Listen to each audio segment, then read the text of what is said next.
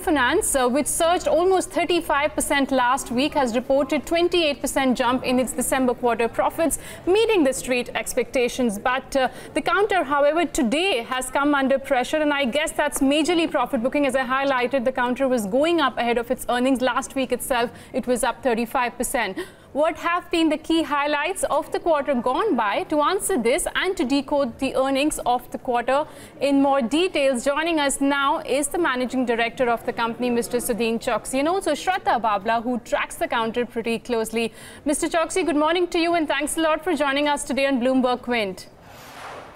Good morning. Could you take us through the key highlights of the quarter? We've seen a 30% growth when it comes to disbursement. The loan asset book has grown almost 18%. What has been the key highlights for the third quarter for a company like yours?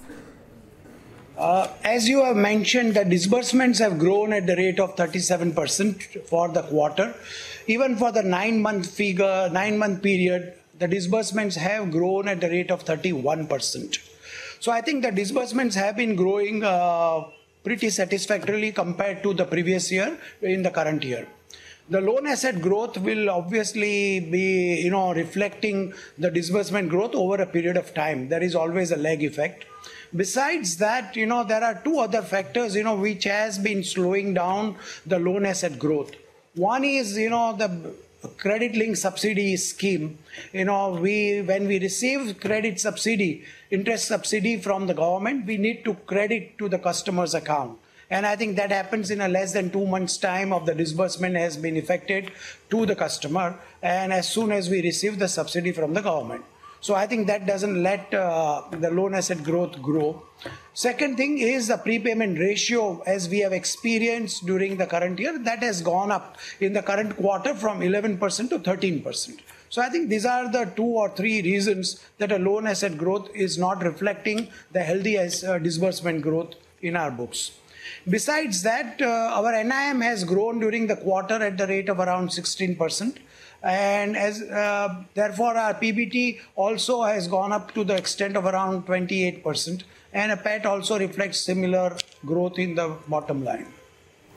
Sir, just wanted to talk a little bit more about the asset quality, because a recent RBI report and also reports from rating agency Moody's actually highlighted the trend of rising NPAs, specifically in the affordable housing segment. Just wanted to understand if, the Gruh Finance experience has been on the similar lines, because I do agree that your gross NPA numbers remain low, but they have been steadily inching up. So just wanted to understand what the gross NPA trajectory could look like over the next year or so. I think there is no doubt, the gross NPA levels, as far as we are concerned, has gradually gone up. Even on a sequential basis compared to the last quarter, it has gone up from 0.67 to 0.73. And when you compare to the previous year, it has gone up from 0.54 to 0.73. So I think there is some kind of, the report of the Moody's, that is ICRA, as well as of the RBI. I think, there is some factual, trend has been there, and which we cannot deny. However, if you look at a Gruh specific, we have been analyzing our gross NPAs, and when we see 180 days NPA, I think that also has remained at a very healthy level of around 0.86, and even a 2-year lag that has been around 1%. So at the moment we are not seeing any concern as far as the quality of the loan asset is there. We believe that whatever the increase which we are experiencing could be on account of the GST, which affects the self-employed segment of the people. So I would like to wait at least for a period of another 3 quarters before I could conclude as to what could be the reason because of the increasing trend as far as gross NPAs are concerned. And sir, you were just talking about your net interest margins for the quarter. I believe they've remained steady, but given that a higher share of your borrowings comes from the market-linked instruments, and that there is pressure on the yields on account of rising competition, how do you see the margins moving? I think there can be a pressure going forward on the spreads if the interest rates, really, steeply goes up in the coming quarters. I think we'll have to wait till budget announcements come. The indications are that, they are going to maintain the fiscal discipline. And I think if the fiscal discipline is maintained, probably there may not be, as much increase in the cost of the borrowing as is being perceived today. Okay. And so just the last mandatory question with respect to the upcoming budget. So any expectations that you have for the housing segment, or at least any wish list?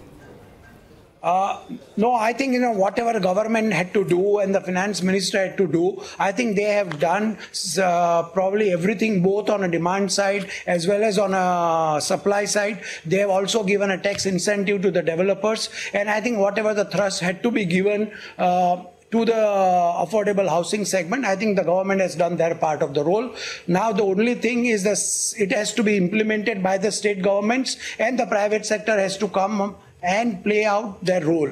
The only thing which I will have as far as wish list is concerned is, government should come out with some kind of a fiscal incentives, to promote the affordable housing, rental housing scheme for the affordable segment.